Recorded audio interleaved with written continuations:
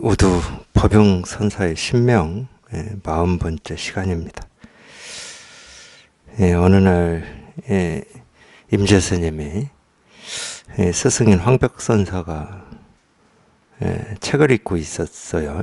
책을 절에서 책이다 그러면 불경이겠죠. 불경. 책을 읽고 있으니까 지나가다가 그 장면을 그 모습을 보고 임재가 무슨 검은 콩을 그렇게 주워 먹고 계십니까? 이랬어요. 예, 근데 보는 재미가 좀 있긴 있거든요. 제가 이야기를 하는 이유는 저도 오늘 검은 콩을 너무 많이 주워 먹어가지고 눈이 아파요. 눈이. 그래도 이렇게 보는 재미가 있어요. 예, 우리 결국은 이런 거잖아요. 분별하지 마라. 결국은 이 한마디인데, 이 분별하지 마라 이 한마디를 또 하지 마라 한다고 해서 하고 안 하고 이렇게 알아들으면 안 되죠.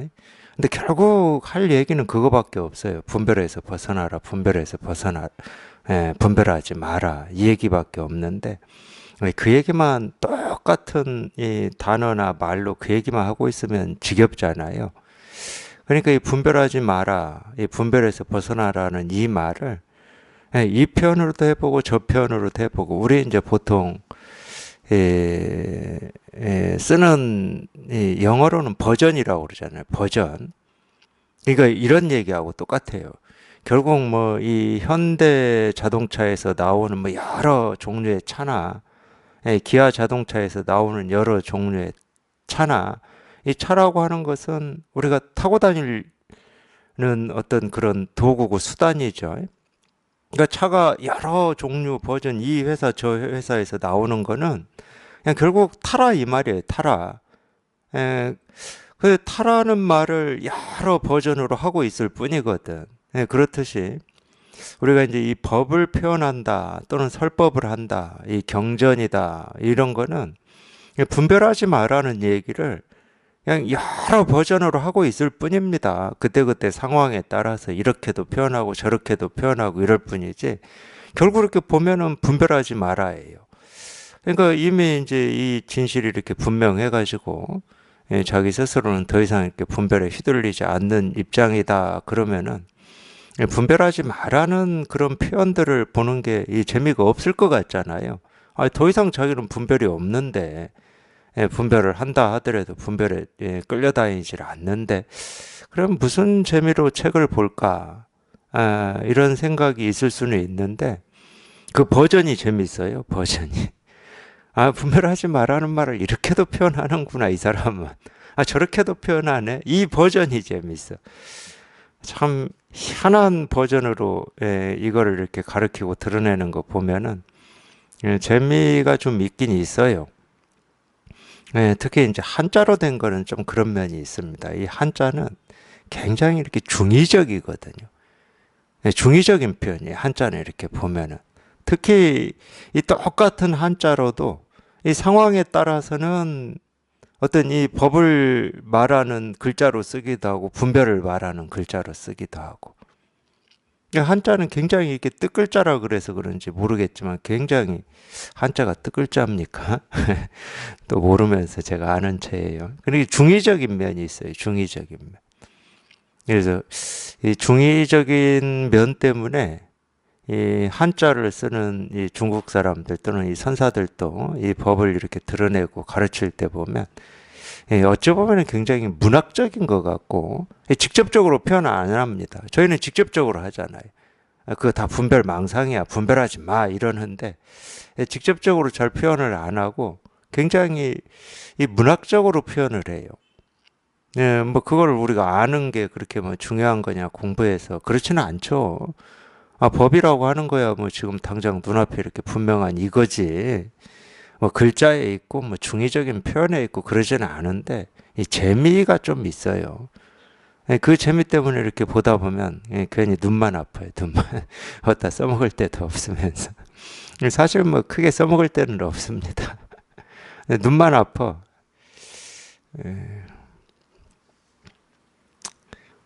그래도 이제 그런 거를 이렇게 예, 보는 게 나쁘다고는 할 수는 없으니까 보긴 보는데 신명 한번 보겠습니다.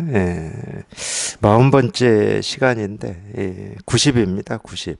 이게 우두법용 선사의 신명도 이제 점점 이 마무리로 다가가고 있습니다. 이 99까지 있거든요. 99까지 있는데 90입니다.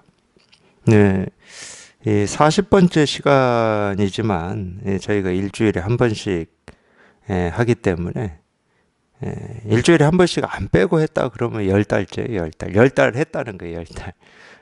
10달 딱 한 거예요. 참 10달 동안 꾸준히 이렇게 할 수 있는 것도 참 좋습니다. 꾸준히 이렇게 공부하는 도반들이 계시니까 이렇게 하고 있는 거겠죠. 90. 해일적적이고 정광명명이다. 정광명명이라고 나오네요.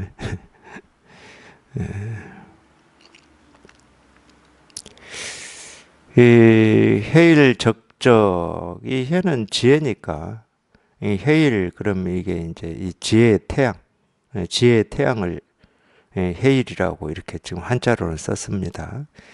지혜의 태양은 이 적적, 그냥 고요하고 고요하다. 그냥 고요하기가 그지없다. 고요하기가 끝이 없다. 뭐 이런 말이겠죠. 강조할 때 두 글자를 이렇게 붙여서 쓰는 거잖아요. 강조할 때. 그러니까 고요하기가 끝이 없다. 고요하기가 끝이 없다는 말은 이 고요 말고는 뭐가 없다는 거잖아요. 어느 때 이제 그렇게 이렇게 묻는 도반들이 이렇게 계세요. 예를 들면 이런 겁니다. 우리가 보통 자연이라고 하고 무정물이라고 하고 뭐 식물 동물이라고 이렇게 하는 이 모든 거는 어떤 이 사람처럼 어떤 뜻이나 의지가 있지는 않잖아요. 이거 주어진 조건이나 환경에 맞춰서 사는 겁니다. 그게 환경에 맞춰서 이렇게 사는데 이 사람은 이 주변 환경을 이렇게 바꿀 수 있는 이런 이 뜻이 있어요. 뜻이 의지 같은 게 있어요.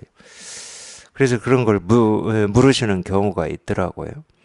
이 불교에서는 모든 이 만법에 자성이 없다고 그러고 모든 일이 저절로 이루어진다. 손댈 것도 없고 바꿀 것도 없고 기대할 것도 없고 원할 것도 없다. 이제 이렇게 이 얘기를 하니까 그러면 이제 우리한테 어떤 뜻이라든지 의지라든지 이런 건 뭡니까? 이렇게 묻는 경우가 있어요. 예를 들면 우리가 이 실상이라고 하고 도라고 하고 깨달음이라고 하고 진리라고 하는데 여기에 벗어나는 게 이 티끌 하나라도 있고 먼지 하나라도 있다. 그러면 우리가 실상이라고 할 수 없겠죠. 도라고 할 수가 없습니다. 부처라고 할 수가 없어요. 그게 내 의지든 상대방의 의지든 뭐 우주에서 날라온 어떤 뭐 신의 계시든 뜻이든 그런 게 따로 있다. 그러면 우리가 그런 말을 쓸 수가 없는 거죠. 도다 그러면 도 아닌 게 없고 부처다 그러면 부처 아닌 게 없어요. 그게 뭐다 하더라도 어떤 특별한 거라 하더라도 이 지구에 우리가 인류가 살고 있는데 지금까지 한 번도 본 적도 없고 경험한 적도 없는 어디 우주 밖에서 날아온 어떤 일이다 하더라도 이 도에서 예외다. 그러면 그 우리가 실상이다, 도다, 깨달음이다 이런 말을 쓸 수가 없는 거죠. 이 항상하다라는 말, 이 불교에서 많이 쓰는데 이 도라는 말, 이 진리, 깨달음, 이 본성이라는 말, 본질이라는 말은 예외가 없는 말입니다. 여기에는 단이 없어요. 그게 어떤 상황이고 어떤 조건이다 하더라도 예외가 없다는 걸 전제하는 겁니다. 그래서 이제 철학에서는 이런 걸 절대라고 그래요. 절대. 이 절대라는 거에는 예외가 없어요. 근데 종교에서는 그걸 신이라고 그러죠. 신에는 예외가 없습니다. 신의 의지가 따로 있고 사람의 의지가 따로 있다. 그럼 신이라는 말을 쓸 필요가 없죠. 사람의 의지를 따라서 살면 되는 거지. 근데 우리가 살아봤지만 사람의 의지에 따라서 산다고 해서 다 만족스럽고 행복하고 자유롭냐? 그렇지 않다는 게 인류가 삶 속에서 경험한 거예요. 그렇지 않더라. 아무리 많은 돈을 가지고 아무리 많은 권력을 가져도 우리가 개개인이 다 그거를 경험해 보지는 못했지만 우리 인류가 가진 이 장점이 뭡니까? 내 경험만을 경험이다 하질 않아요. 이 간접 경험이라고 하는 게 있어요. 우리가 같이 경험하는 게 있어요. 비록 내 경험은 아니더라도 다른 사람이 하는 경험을 우리는 충분히 이해할 수가 있습니다. 그게 의식이죠. 그래서 그렇다 해도 아무리 돈이 많고 권력이 많다 하더라도 만족이라고 하는 것은 없더라는 거예요. 그러니까 인간의 뜻대로 의지대로 살아서 권력도 잡았고 돈도 벌어봤지만 만족은 없어. 그러니까 그런 문제의식이 생긴 거예요. 쉽게 얘기하면. 이 사람의 뜻대로 사는 게 결국 자유로운 게 아니구나. 그런 문제의식이 당연히 생길 법도 하죠. 저희도 마찬가지일 겁니다. 이게 이렇게 개념으로 이 얘기를 못할 뿐이지. 그래서 마음 공부할 겁니다. 내 뜻대로 되고 내 원대로 되고 내 기대대로 된다. 그러려면 뭐하러 공부해요? 세관 공부든 마음 공부든 할 필요가 없어요. 그 사람은 더 이상 공부가 필요가 없어요. 내가 뜻한 대로 되는데 뭐하러 공부를 해? 내가 뜻한 대로 된다 그러면 그 사람한테는 돈도 필요 없고 권력도 필요 없습니다. 그러니까 어떤 이 밖에 어떤 거를 통해서 내 뜻을 관철시키려고 하는 거는 이 세상이 내 뜻대로 안 되기 때문에 그래요. 역설적이게도. 그래서 이게 있으면 내 뜻대로 되겠지 하고 그거를 쫓아가는 거죠. 이거를 인류가 누구나 다 경험을 한 거죠. 그래서 이런 부분에 대해서 이 마음으로 조금 이렇게 감각이 있고 예민한 사람들은 이 본질이라고 하는 고민을 하게 된 거죠. 그게 철학이 되고 인문학이 됐겠죠. 그런 감각이 있어. 그냥 먹고 살기 너무 바쁜 사람은 이런 생각할 틈도 없었어요, 실은. 이런 생각한다 하더라도 사치였어, 사치. 지금 당장 눈앞에 이 먹고 사는 일을 해야 되는 거니까. 그렇다고 그 사람이 그렇다고 이런 어떤 이 본질적인 이 삶에 대한 이 어떤 고민이라든지 이게 없냐? 있죠. 왜 없겠습니까? 이 목마름이 있죠. 있었겠죠. 그래서 저는 이 종교라고 하는 것도 나왔다고 봅니다. 물론 마찬가지죠. 이렇게 과학이 발달하지 않았을 때는 우리 인간의 이 삶이 이 외부 자극에 너무 취약해요. 이 번개라든지 홍수라든지 지진이라든지 이 기후라든지 추위라든지 더위라든지 아니면 동물의 습격이라든지 이런 게 너무 취약해. 그러다 보면은 그런 생각 했겠죠. 그러니까 고대로부터 종교는 있었어요. 제가 볼 때는. 고대로부터. 그걸 이제 동양에서는 천명이라고 한 거죠. 하늘의 뜻이다. 천명이다. 이렇게 얘기를 한 거죠.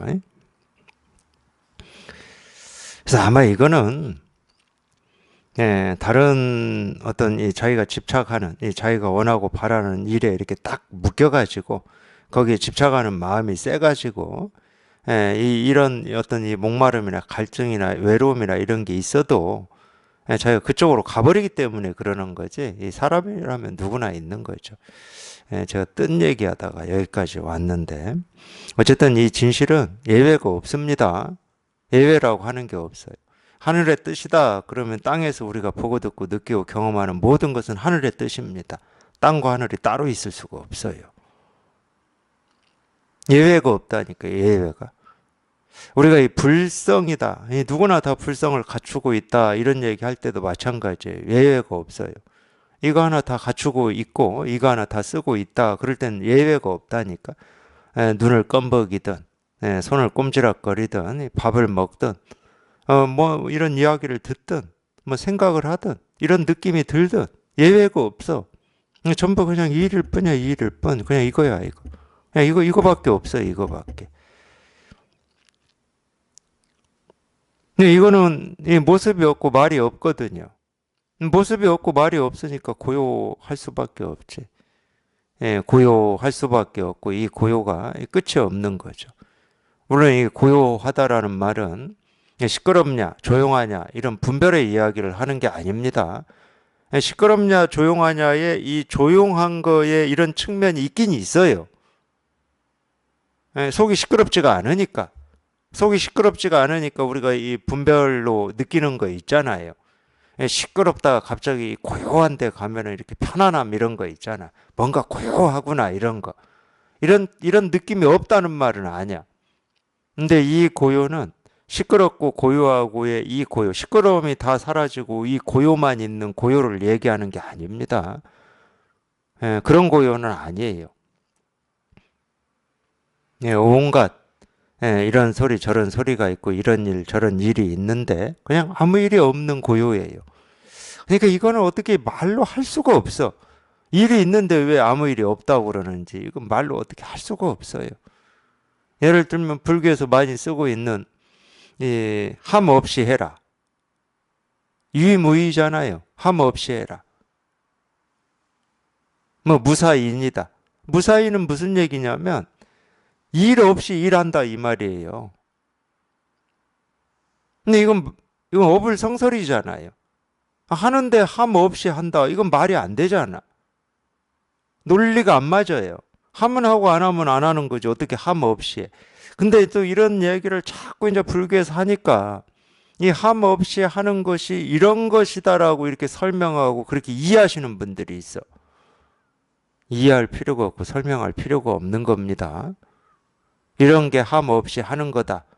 분별 없이 하는 게 함 없이 하는 거다. 그러니까 어쩔 수 없이 이 분별 없이 하는 거다. 이렇게 말은 우리가 할 수는 있지만 이게 사실이 아니라니까. 이런 설명이 붙을 필요가 없어요, 실은. 예를 들면 이런 거지. 그냥 쉽게 얘기하면 이런 거예요. 우리가 숨을 들이쉬고 내쉬는 거를 하는 겁니까? 안 하는 겁니까? 근데 분명히 살아있는 거 보면 숨을 쉬고 있으니까 하는 거야. 근데 하는 건데 이게 하는지 안 하는지 도대체 나는 알 수가 없어. 인식이 안 돼. 생각을 하고 내가 숨을 들이쉬나 안 들이쉬나 한번 봐야지. 하면은, 들이쉬고 있네, 내쉬고 있네. 그렇게 생각을 하고 의식을 가지고 보면은 우리 들이쉬고 내쉬죠. 그 의식 없으면 들이쉬는지 내쉬는지 모르고 삽니다. 생각을 하면 일이 있는 거고, 그런 생각이 없으면 일이 없어요. 근데 여전히 이렇게 살아서 움직이는 거 보면, 말하고 밥 먹고, 앉고 쓰고 하는 거 보면, 숨을 들이쉬고 내쉬고 있는 거지. 그런지 어쩐지는 모르지만. 예를 들면 그런 거예요. 그래서 이런 게 뭐다라고 이렇게 증명하고 설명이 필요한 게 아니야, 실은.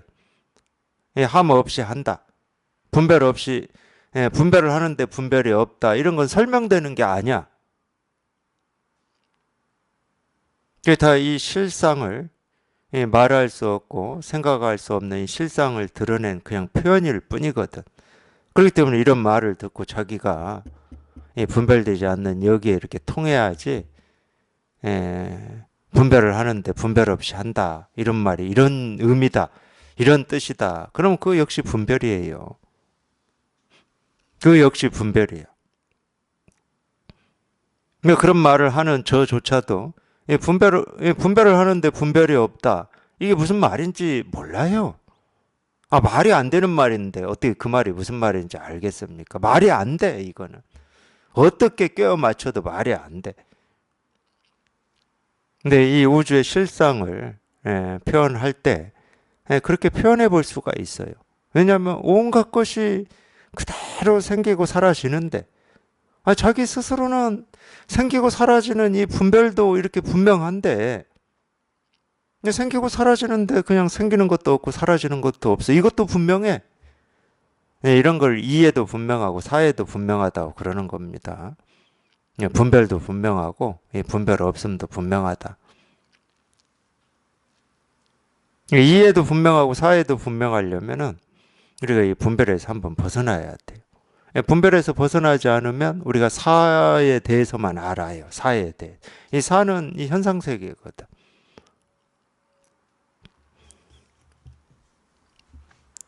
그래서 지혜의 태양은 고요하게 그지없고, 우리 마음을 얘기하는 거죠. 이 실상을 얘기하는 겁니다. 우리 마음은 고요하기가 끝이 없고, 정광명명이다. 이 정광, 이 정자로도 쓰죠. 우리 이 선정할 때도 이 정자 쓰잖아요. 안정할 때 이 정자를 쓰는데, 그러니까 이 안정, 이 안정돼 있다. 이 안정돼 있다는 말은 양쪽으로 왔다 갔다 하지 않는다는 말이죠. 있음과 없음, 깨달음과 어리석음, 부처와 중생을 왔다 갔다 하지 않는다. 그렇게 왔다 갔다 하지만 않으면 그게 이제 정광이에요.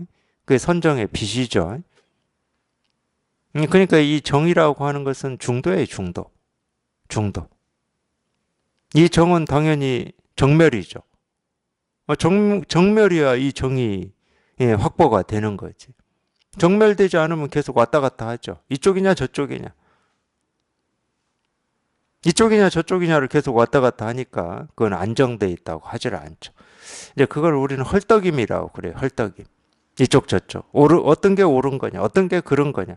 그래서 오른쪽으로 가고 그런 쪽은 멀리하고 이건 헐떡임이죠. 세간에서는 이 오른쪽을 취하고 옳지 않은 쪽을 버리는 거를 현명하다고 그러죠. 세간에서는.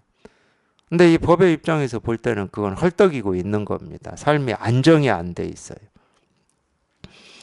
그래서 이 정광, 선정의 빛이죠. 그게 선정인데, 선정이라는 이 말도 많이 오해들을 하시죠.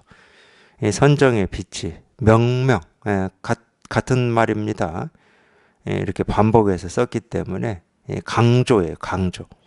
이 밝기가 그지없다는 거예요, 밝기가. 이 선정의 빛은 밝기가 그지없다. 90일. 조무상원이고 낭열반성이다. 조자는 이 빛을 조자입니다. 빛을 조자. 그러니까 참 이 다 법을 이렇게 표현하는 막판이라 그런가 봐요. 이 법을 표현하는 이 구절들이 계속 나오는데, 비춘다. 뭘 비추냐? 무상을 비춘다. 무상을. 모습 없음을 비춘다는 거예요.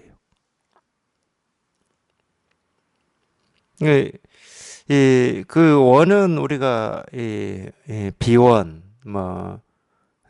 서울 가면은 비원이라고 있어요. 경복궁이랑 이 창경궁이랑 그쪽에 있어요. 그게 이제 말 그대로 어떤 정원이잖아요. 정원, 동산. 그러니까 이 모습 없는 동산을 비추고 낭열반성이다. 낭열반성이라는 말은 낭열반성인데 사실은 낭열반성입니다. 낭열반성. 이 낭자도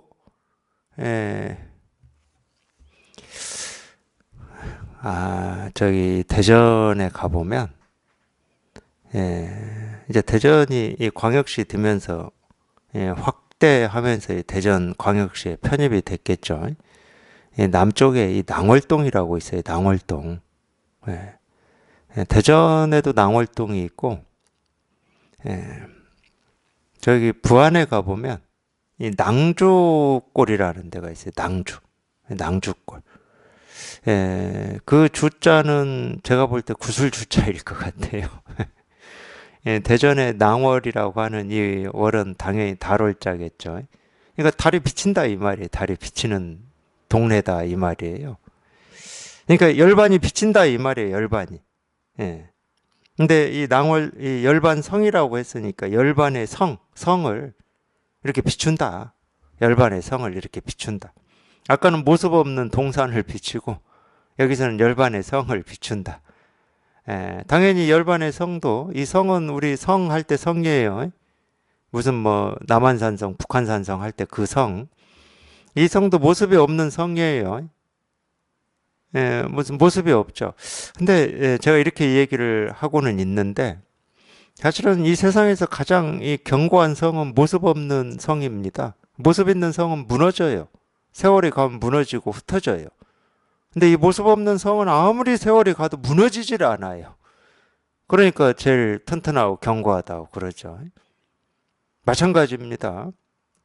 이 도덕경에 이 대기만성이라고 나오는데, 이 세상에서 가장 이 큰 그릇은, 크게 이룸은, 크게 이룬다고 하는 거는 모습 없는 거예요. 모습 있는 거는 이루면 그건 무너집니다. 예를 들어서 이 징기스칸이라고 하는, 물론 이제 중국을 지배를 했죠. 원나라라고 지배를 했는데, 중국만이 아니잖아요. 막 서쪽으로 가가지고 뭐 어디, 지금으로 치면 터키까지 갔다 오고 그러잖아요.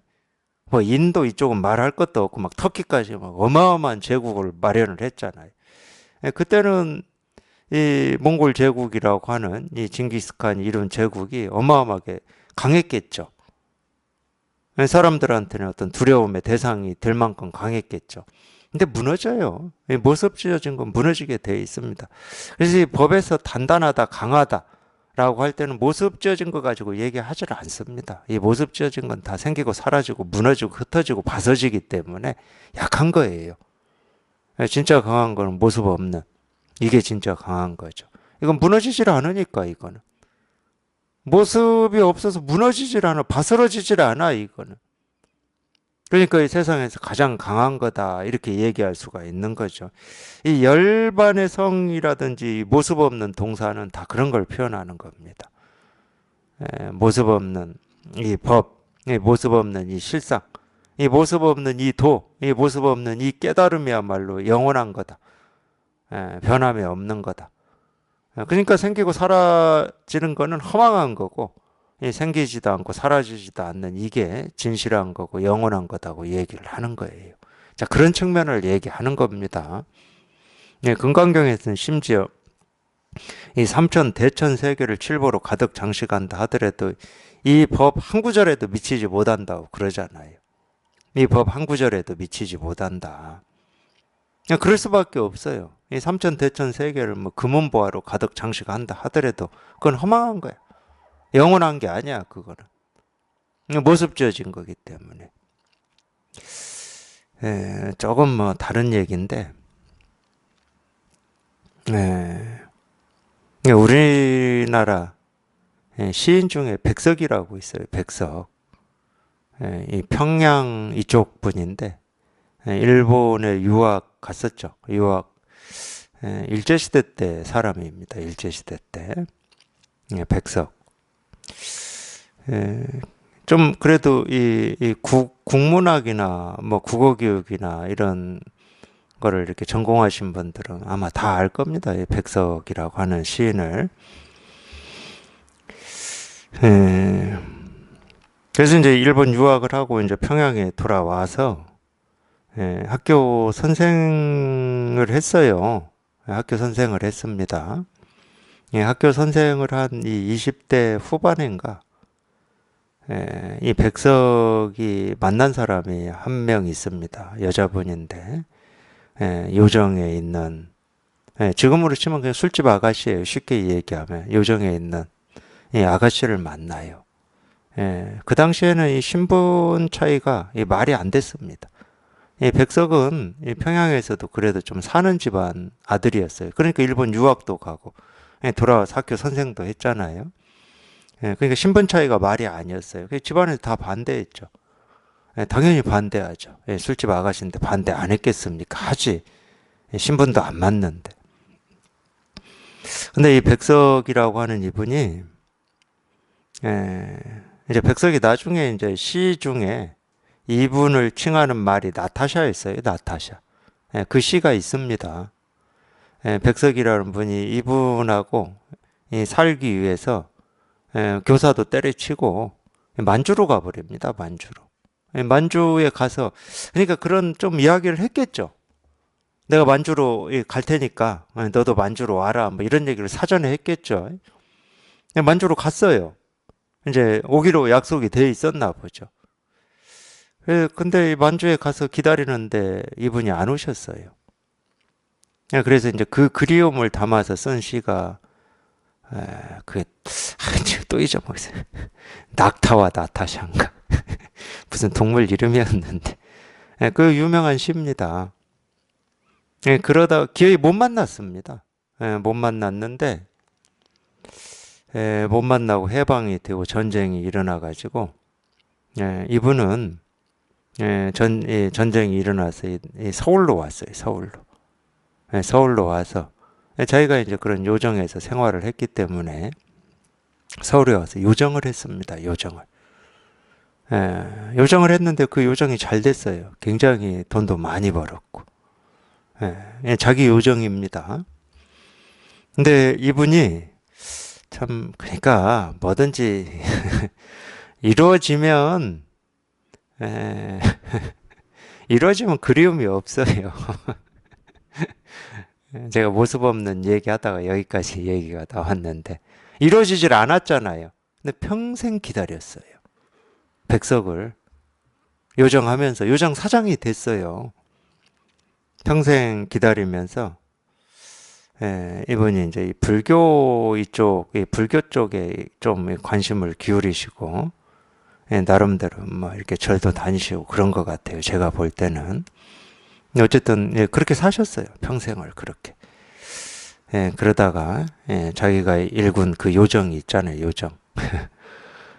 그 요정을 기부를 합니다. 기부할 때 그 요정의 재산 가치가 얼마였냐? 1,000억이었어요. 1,000억. 1,000억. 그게 지금 길상사예요. 서울에 있는 길상사. 법정 스님한테 기증을 했죠. 그게 길상사입니다. 근데 이 기자들이 깜짝 놀래가지고 이 여사장님한테 묻죠. 혹시 지금 이 요정의 이 재산 가치, 공시시가 이게 어느 정도 되는지 아십니까? 알죠. 한 1,000억 돼요. 아니 이 1,000억이라는 재산을 정말로 아무런 조건 없이 어떻게 기부를 할 수가 있습니까? 이러니까 뭐라고 답한지 아십니까? 백석이라고 다 내요. 그 사람 시 한 줄 값도 못한 가치라고 그래요. 이 1,000억이. 그 사람 시 한 줄 값어치도 안 된다는 거예요. 그 여사장님한테는. 제가 그 인터뷰를 읽으면서 물론 이제 뭐 조금 약간 뭐 다른 면은 있습니다. 다른 면은 있는데 이제 금강경 얘기하다가 여기까지 얘기했잖아요. 삼천 대천 세계를 칠보로 가득 채운다 하더라도 이 한 구절의 값어치하고는 비교할 수조차 없다. 이것 때문에 제가 거기까지 말씀을 드린 건데, 우리가 이 마음 공부를 하고 산다고 하는 것은 그런 면이 있어요. 이 세상에 그 어떤 것보다도 그냥 이게 귀하고 이게 가치가 있는 겁니다. 그 요정 사장님이 말씀하신 것처럼 그 시 한 구절을 뭐 손에 잡을 수가 있습니까? 뭐 그걸 내 거라고 할 수가 있겠습니까? 네 거라고 할 수가 있겠습니까? 그건 어디에 저장도 안 돼요. 내가 어디 이렇게 뭐 지니고 있을 수도 없는 거야, 그것도. 이제 그런 측면이 이제 이 법하고 비슷한 면이 있어요. 정말로 뭐 이 세상에서 얘기하는 이 1,000억이라고 하는 이 재산이 어마어마할지는 모르겠지만 어마어마하겠죠. 근데 그분한테는 참 이거 한 구절을 보다도 못한다는 거예요. 그러니까 이 공부도 그런 겁니다. 사실은 어떤 때는 그렇게 사무치는 어떤 경험들, 이런 게 공부하다 보면 뭐 이제 당연히 그런 걸 이렇게 경험하게 되겠지만은 이 사무치는 그런 경험들이 좀 있어야죠. 그래야 그 어떤 거보다도 그냥 이거 하나가 자기 스스로한테는 남한테는 말해줄 수가 없어요. 그 여소장님도 남한테 얘기하면 미쳤다고 그러지. 도대체 그걸 어떻게 읽은 건데, 어떻게 해서 그거를 만들어 놓은 건데, 그리고 어떻게 일구지 않았다 하더라도 지금 이걸 팔기만 해도 이 어마어마한 1,000억이라는 돈인데, 그거를 그냥 헌신짝 버리듯이 그냥 이렇게 기부를 할 수 있다. 그럼 누가 이해를 해주겠습니까? 그거를. 근데 남한테는 얘기해봐야 소용은 없고 자기 스스로 그렇다는 거예요. 자기 스스로. 자기 스스로한테는 자기 삶에서는 이거만한 게 없어. 그냥 이거만한 게 없어. 다른 어떤 거보다 이거만한 게 없어. 오히려 이제 더 공부를 해보면 비교하는 것 자체가 무의미하죠. 비교도 안 합니다. 세간에 어떤 거하고 비교도 안 하죠. 당연히 안 하죠.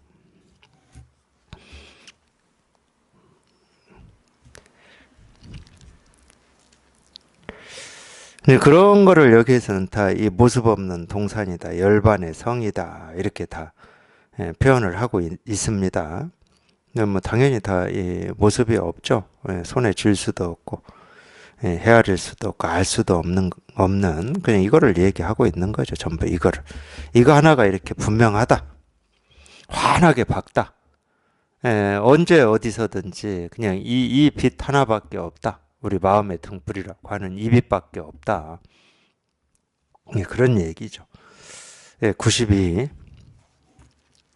재현망필이고 전신 정질이다. 재현 모든 인연을 망필 다 잊어먹었다 이 말이에요. 모든 인연을 모든 인연을 다 잊어버리고 전신 정질이다 이랬는데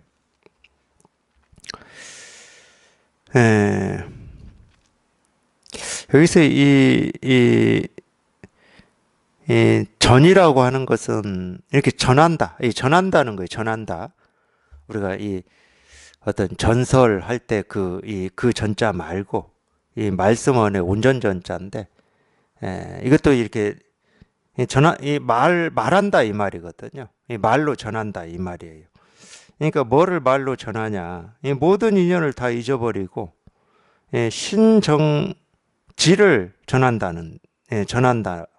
이 말이에요. 그러니까 신령스러운 이 정질이라고 그랬어요. 정질.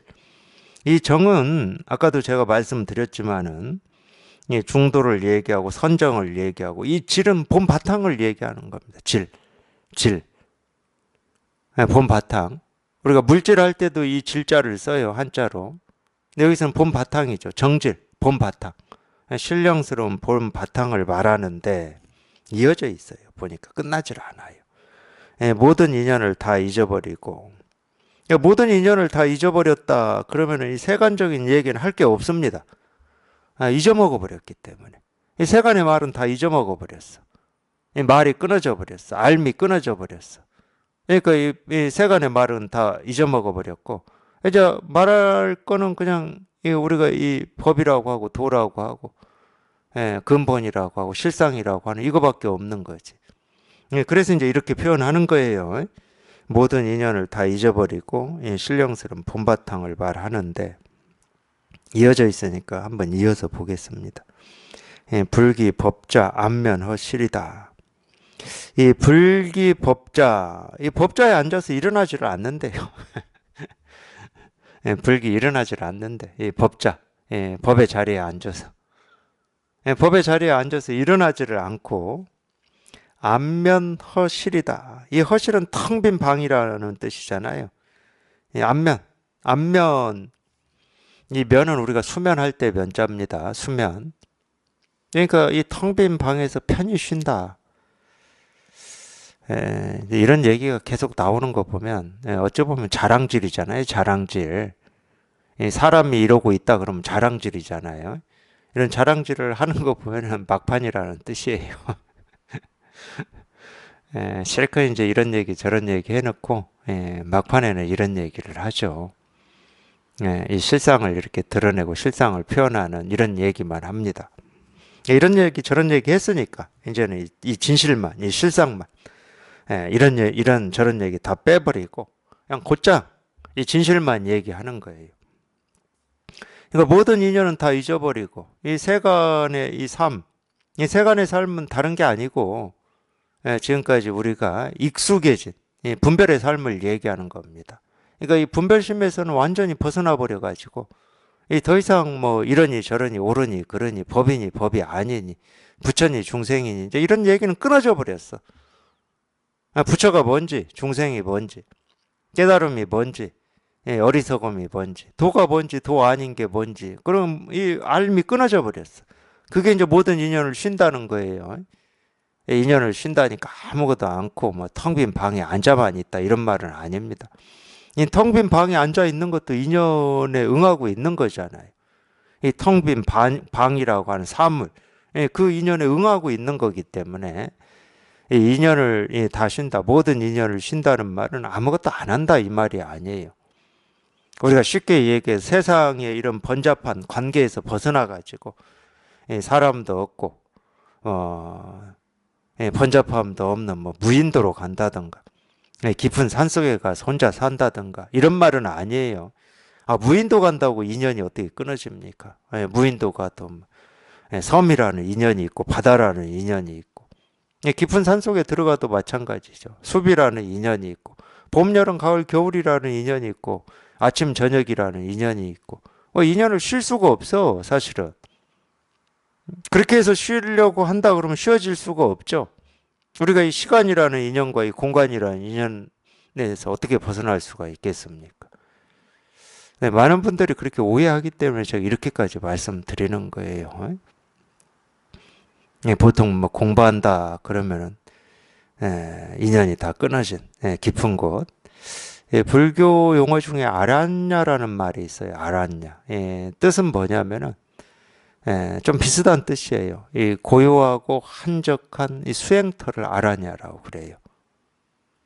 그러니까 이런 말도 자꾸 이제 이 고요하고 한적한 수행터라고 그러니까 당연히 어떤 깊은 산속이나 이 번잡함이 없는 뭐 이런 모든 인연이 끊어진 어떤 곳 이렇게 생각하는데 당연히 이 좀 뭐 이 자동차나 깊은 산속 들어가면 자동차 길은 없으니까 자동차는 볼 일이 없어요. 자동차하고 인연은 끊었는지는 모르겠지만 산속에서 돌아다니는 뭐 다람쥐라든지 뱀이라든지 뭐 나무라든지 계곡이라든지 이 인연은 못 끊어요. 또 그 인연까지도 어떻게 한다 하더라도 뭐 해가 뜨고 지고 계절이 바뀌는 인연까지는 못 끊어.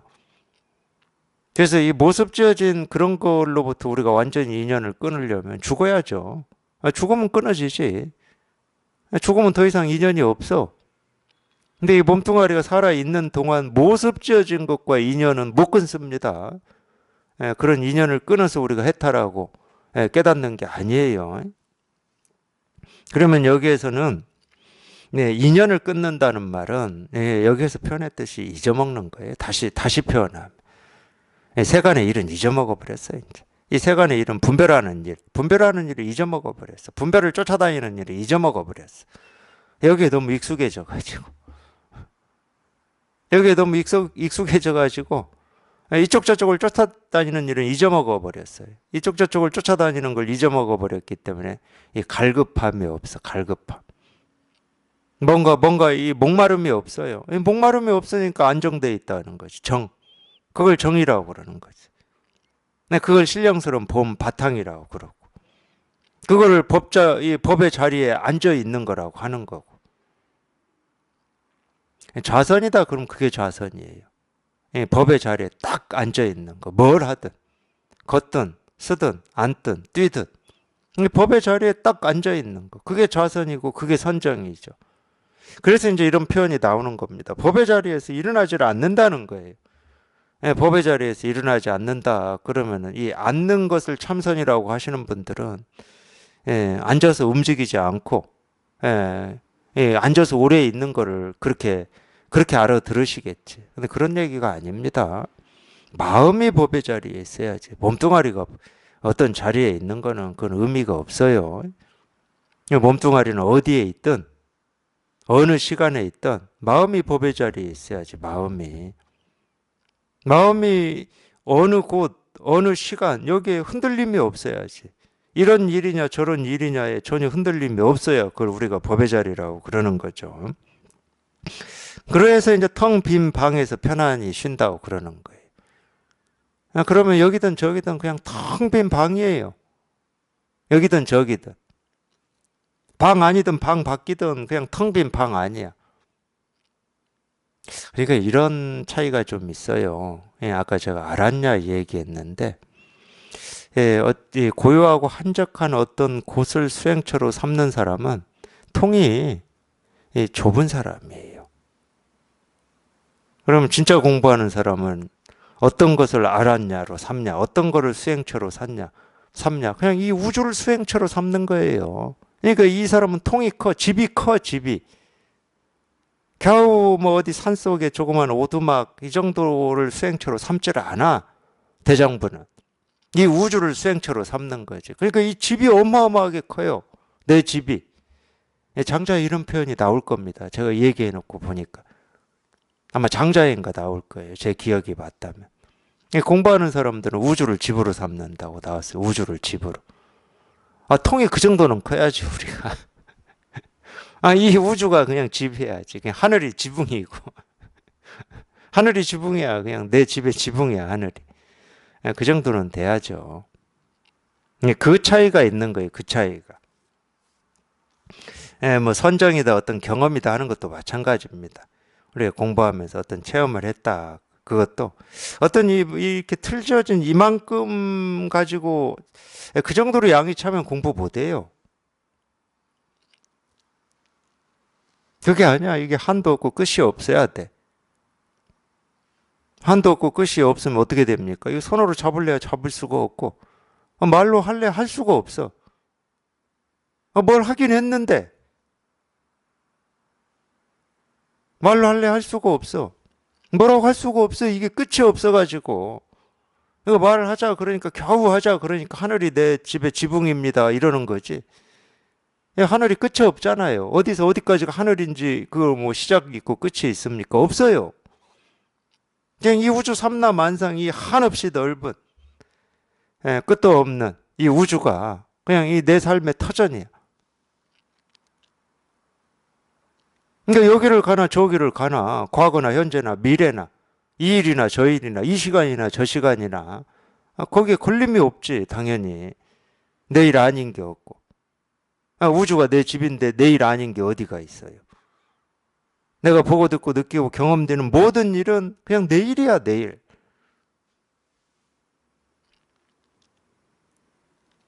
이런 사람을 우리가 이 텅 빈 방에서 편히 쉰다 이렇게 표현하는 겁니다.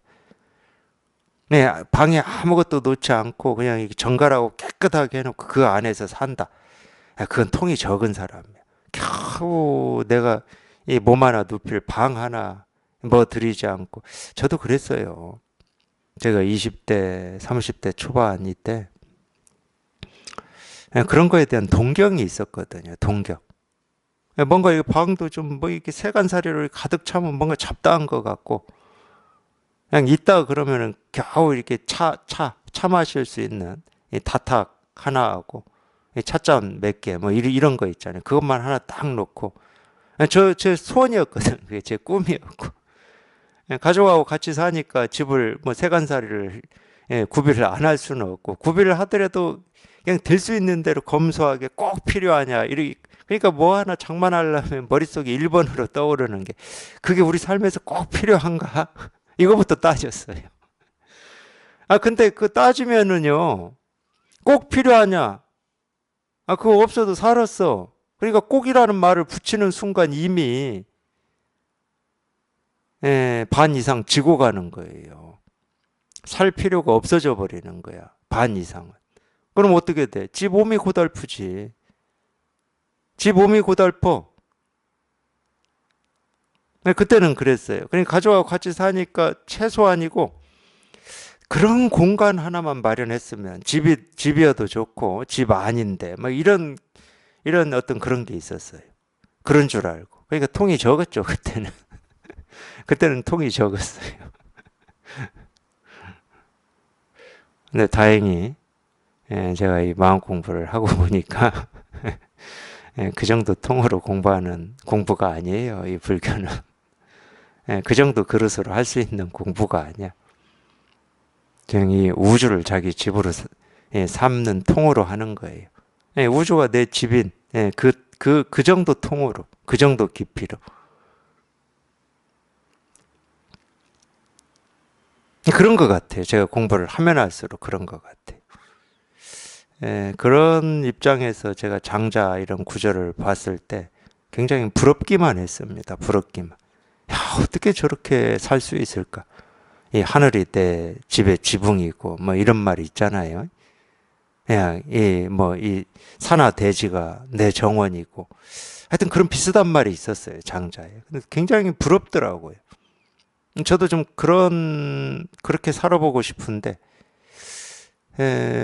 어쨌든 뭐 살아보고 싶은 마음은 있고 동경은 있고 그러지만은 실제 제 삶은 그게 안 되니까 굉장히 부러워했겠죠.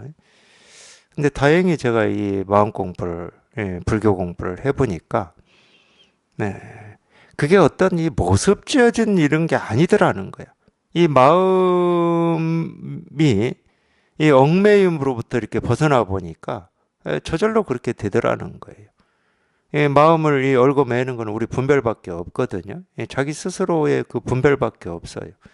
거기에서 벗어나서 그런 느낌도 있었거든요. 벗어나서 이제 그러니까 체험하고 이렇게 쭉 공부를 하면서 지내 보니까 어떤 때는 정말로 이 한도 끝도 없는 이 무한한 세계를 유영하고 있는 뭐 이런 느낌도 좀 들었어요. 근데 우리가 예를 들어서 이 우주선을 타고 우주 공간을 갔는데 네, 이 우주선하고 분리가 돼서 이 끝도 없는 이 우주 공간을 이 뭐 우주복은 입었다 치지만은 끝도 없는 데를 그냥 이렇게 헤엄치듯이 돌아다닌다고 생각해 보십시오. 얼마나 두렵겠습니까? 굉장히 두렵겠죠. 그게 어떤 모습으로 그런다 그러면은 정말 두렵겠죠. 근데 마음이 그래요. 마음이. 이 끝도 없고 그냥 아는 세상이 아닌데 이 모르는 이 끝도 없는 세상을 그냥 이렇게 유영을 하는데 아무런 두려움이 없어. 아무런 두려움이. 모른다는 것 자체가 어떤 두려움을 주질 않아. 네, 그런 느낌도 들었어요. 그런 느낌도. 들죠. 공부하시다 보면 아마 들 겁니다. 근데 지금은 예를 들어서 뭐 텅 빈 방에서 편히 쉰다. 법의 자리에서 일어나지 않는다. 집이다. 그러면은 그냥 말씀을 드리자. 그러면 그냥 이 세상이 집이에요. 이제 저도 모르게 통이 좀 커졌어요. 그렇게. 제가 알고 커진 건 아니야. 저도 모르게 그렇게 되어 갔어요. 그게 먼저 다가와요. 그게 먼저. 살려면 그렇게 살아야지. 뭐 이런 느낌이라고 할까? 살려면 그렇게 살아야지. 이 모습 지어진 여기에 좀 매이고 저기에 동쪽으로 가도 막히고 서쪽으로 가도 막히고 동쪽으로 몇 발 걸어가면 남의 땅이고 서쪽으로 몇 발 걸어가면 남의 땅이고 그러면 자꾸 막히잖아 이게. 자유롭지가 못한 거죠. 근데 이 마음의 세계는 그런 게 없어요. 그런 게 없어. 장애물이 없어, 장애물이. 나를 이렇게 얽어매는 장애물이 없어요. 그래서 텅 비었다고 그러는 겁니다. 텅 비었다. 텅 비어가지고 어떤 것도 나를 가로막지 않아요. 물론 이렇게 텅 비었다라고 하는 것은 텅 빈 공간만 있다는 말은 아닙니다. 그런 얘기는 전혀 아니에요. 허다, 공이다 이런 말을 쓸 때는 아무것도 없이 그냥 텅 빈 공간만 있다 이런 말이 아니에요. 여전히 똑같이 온갖 것이 이렇게 다 생기고 사라지고 있는데 텅 비었다는 말이에요. 그러면 있는 것이 나를 가로막지를 않으니까. 근데 우리가 분별할 때는 있는 것이 경계였잖아요. 어떤 것은 내가 좋아하는 건 있는 게 문제가 안 돼. 근데 내가 싫어하거나 뭐 이런 일은 있으면 그게 나를 가로막아. 그러니까 경계라고 그랬죠. 근데 내가 좋아하든 싫어하든 있는 어떤 것도 나를 가로막지를 않게 되니까 텅 비었다고 그러는 거예요. 그냥 텅 비었어. 어떤 일도 자기를 괴롭히는 일이 없어. 그거를 우리가 공이라고 표현하는 겁니다. 공. 그래서 모든 인연을 다 잊어버리고 신령스러운 본 바탕을 말하는데 법의 자리에서 일어나지 않고 텅 빈 방에서 편안히 쉰다. 이 94를 한번 보면은 그래서 제가 이런 얘기를 하는 겁니다. 시간이 얼마 안 남아서 한번 보면 이게 무슨 얘기냐면 이 낙도 여면 우유 진실이다. 도를 즐기고 낙도라고 했으니까 도를 즐긴다는 말이잖아요. 도를 즐기고 여면 염은 여기서는 이 편안하다는 말, 편안. 편안하고 조용히 의유 진실, 진실 속에 느긋이 논일고 있으니 무의무득 의무자출이다. 할 일도 없고 얻을 것도 없고 없는 가운데 저절로 나타난다. 제가 말씀드렸죠. 계속 자랑질 한다고. 그렇게 구성이 되어 있는 것 같아요. 그렇게 구성이. 여기까지는 이제 이 도를 깨달은 이 삶을 얘기하는 겁니다. 이 도를 깨달은 삶이라고 하는 게 뭐냐면 도예요. 도를 깨달은 삶이 있고, 또 뭐 도가 따로 있고 이런 건 아니고, 그러니까 참 이 얘기를 해보면 어떤 거냐면, 한 방울의 이 물일 때는 이 물이 어떤 이 모습을 갖추고 있잖아요. 이 개체로서 모습을 갖추고 있습니다. 근데 이 한 방울의 물이 이 바다에 뚝 떨어져 버리면 이 개체로서의 모습이 사라져 버리고 그냥 바다가 되어 버리는 겁니다. 그게 이 개체로서의 이 한 방울의 물의 삶이죠. 그러니까 우리가 이 삶이라고 하는 것은 이 법을 깨닫고 우리가 산다 하는 것은 이 법에 하나가 되는 거예요, 법에. 그러니까 나는 있고, 나라고 하는 이거는 있고, 이 법과 하나 되는 겁니다.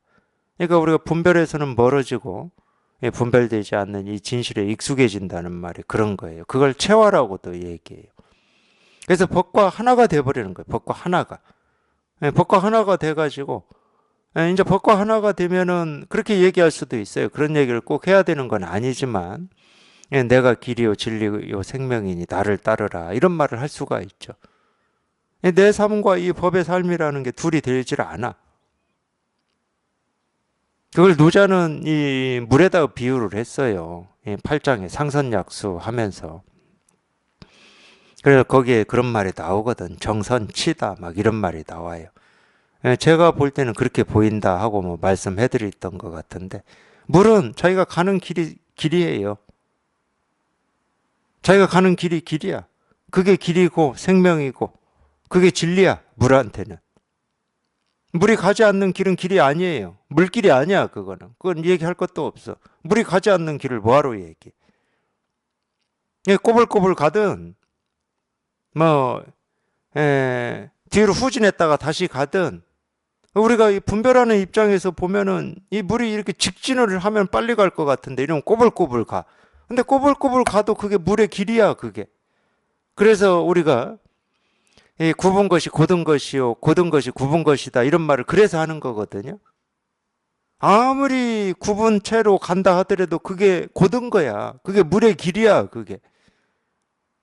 그게 정직한 거야. 그게 진실인 거고. 그게 진짜인 거고. 근데 생각으로는 그거 말고 그냥 쭉 이렇게 굽어서 가는 거 말고 쭉 이렇게 뚫으면은 그냥 곧장 이게 곧은 거지, 생각으로는. 근데 물한테는 그렇지는 않습니다. 물은 자기가 가는 길이 길이에요. 그게 삶이야. 그게 물의 삶이에요. 그러니까 물의 삶은 자기가 가는 길이 삶이에요. 그게 도야. 그러니까 정선치라고 그러죠. 그리고 그런 말을 또 그런 표현들을 좀 몇 가지 더 써놓긴 써놨는데 뭐 지금은 기억이 안 나요. 굉장히 중요한 얘기입니다, 이게. 근데 사실은 누구나 우리 모두는 이 진실에서 벗어날 수가 없다. 그냥 이렇게 가든 저렇게 가든 분별을 하든 망상을 하든 뭐 깨달았다고 하든 다 이 길을 가는 거거든요. 물하고 똑같다니까.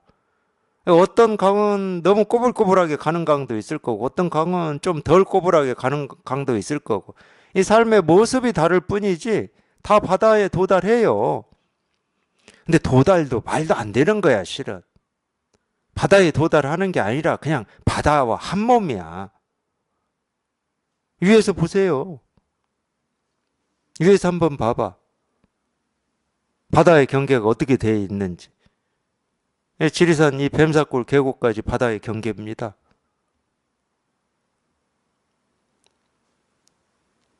위에서 보면 다 연결돼 있어요. 그냥 하나야, 그냥 하나. 근데 자기가 지금 흐르는, 자기가 지금 살고 있는 그게 그냥 이 법의 길이고 도의 길이고 깨달음의 길인데 자기 혼자만 지금 착각하고 있는 거야.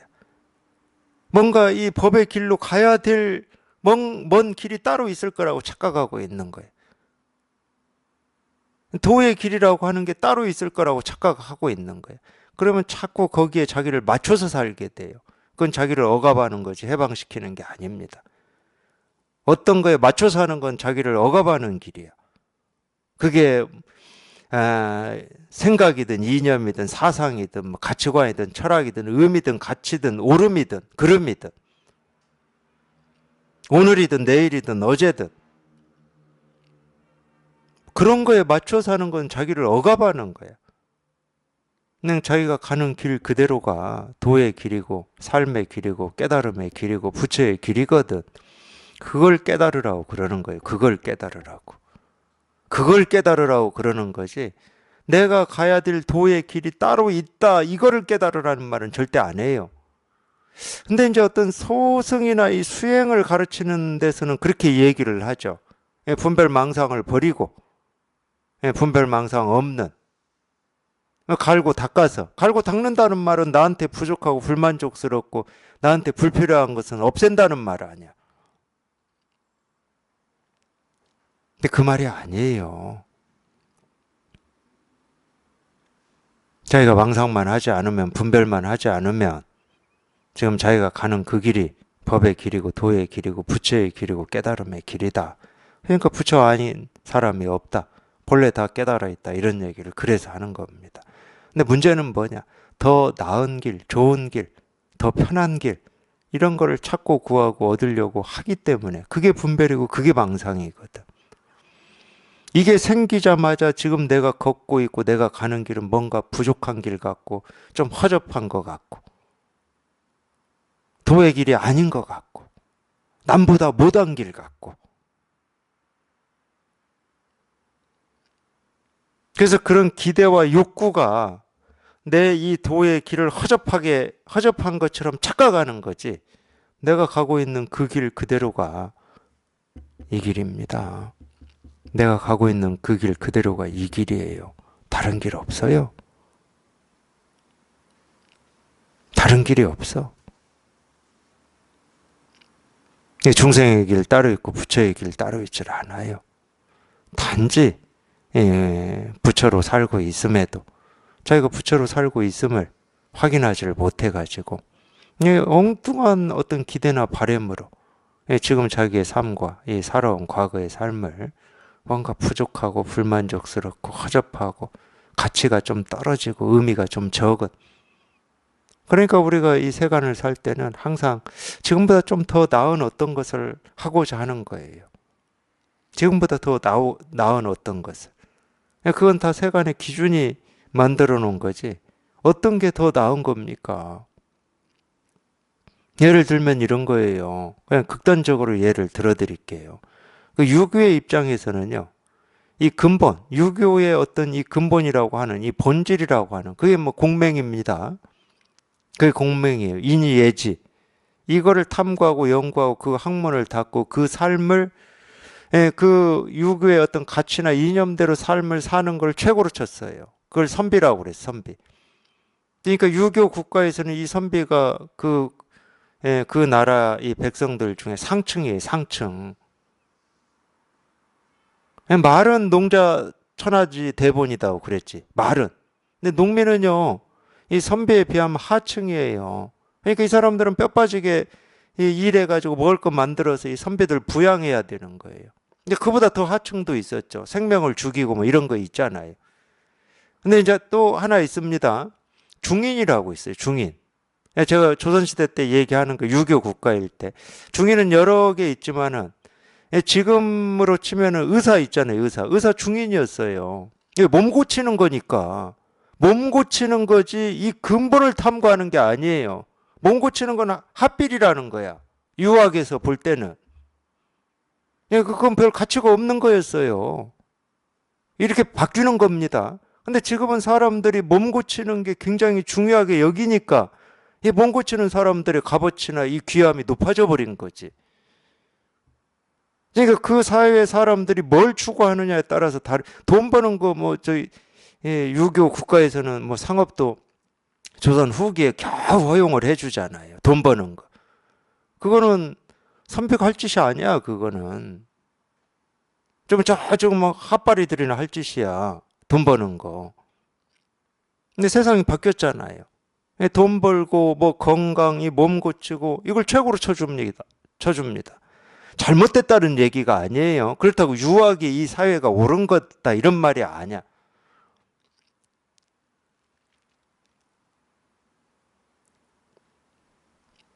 그만큼 이 의미 가치라고 하는 것은 생기고 사라지는 거고 변하는 거예요. 그거는. 거기에 어떤 절대성이 없어요. 거기에. 그게 전부인 것처럼 우리가 착각하고 살 수는 있지만 그거는 허망한 겁니다. 진짜는 이거죠. 진짜는 이거. 진짜는 이거죠. 진짜는 이거예요. 이게 진짜야. 이게 진짜. 이거밖에 없어. 진짜야. 이게 진짜. 진짜는 이거예요. 이게 진짜야. 이거야 이거. 일이에요 일.